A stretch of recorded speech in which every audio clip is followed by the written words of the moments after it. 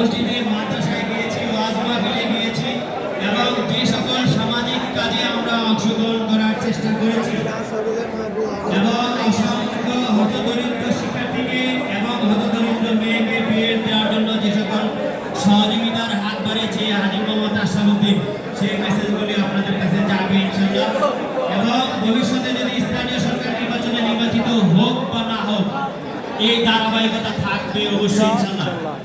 আমি এই পর্যায়ে দু চারটি কথা বলার জন্য আহ্বান জানাবো আমাদের 94 ব্যাচের বন্ধু